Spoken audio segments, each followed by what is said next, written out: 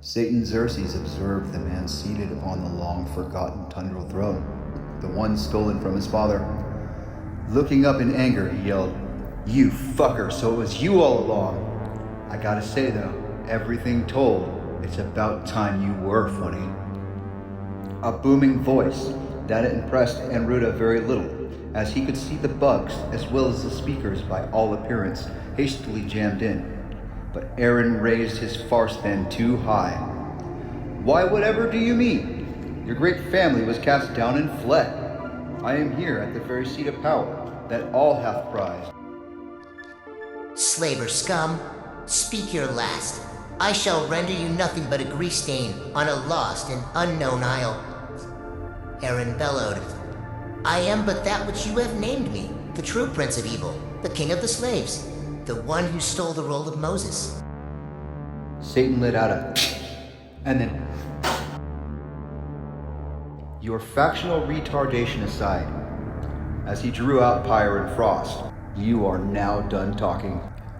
With a flying leap and blades poised in a double stab, he took high in the air and then vanished, reappearing on the ground, moving forward in a skating motion so fast Aaron Siegel didn't even have time to flinch. With a series of deft and semi-transparent fluid motions, Satan rapidly and with surgical precision severed all vital tendons for movement in his body and raked his vocal cords so that he neither moved nor spoke nor would again. Xerxes came down heavy from high in the air before him. "I am going to admonish you briefly before you die." Stepping forward, he sheathed Pyre and Frost and pulled out a curious magnetic pointing wand. "Sniper wand," Satan quipped, at which Aaron Siegel tried to speak, failing as a gurgle rounded down his neck. Satan cut him off with a word. "Fuck off, no ya!" He glanced up, a darkness flooding his eyes.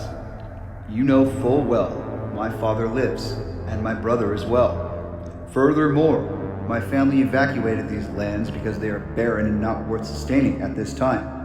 You've been using this obsolete chair to warm your ass as you manipulate the will of the known and the unknown." Aaron tried to speak again, but only rivulets ran down his Nephilim throat. Xerxes stomped the ground angrily. "No, I am finished here, and so are you. Allow me to introduce you to my two children." He held the wand upward, shouting, "Elun Shela!" The next, waving as he chanted, "She garnito zito tezich." A coiling spire of sharpness and icy shards manifest chaotically from the wand, piercing a giant gaping hole through both his heart and lungs as pounds of splattering, virulent, and coagulated blood and parasites spilled from the wound. But his momentum was only forward. "Nux, Lord of the Repost! Githith, Argiv, Zapizich, Gabida, Hashishich!" A column of disastrous concussive EM emanation blasted forward, exploding into Aaron's chest, launching pounds of fetid, smoking giant meat in all directions. The runt titan sat there now little more than a desecrated ancient torso, lay right where it was shuffled off this mortal coil. How fitting that the king of slaves, now dead, is preserved at all times in his defeat on the very throne he claimed as his power. Checking his boots, he began to tie. As he finished, he stood, extracting an aerosol can, from which he sprayed generously over the oversized carcass. This handy-dandy foundation preservation aerosol will ensure that it is instead your enduring humiliation for all time. He took some saliva from his mouth and lifted his finger to the wind.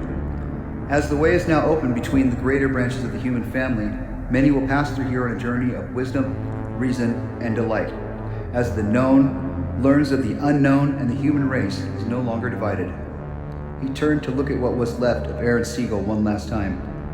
And as they do, they'll catch a glimpse of the pure evil the human race has left behind. The end.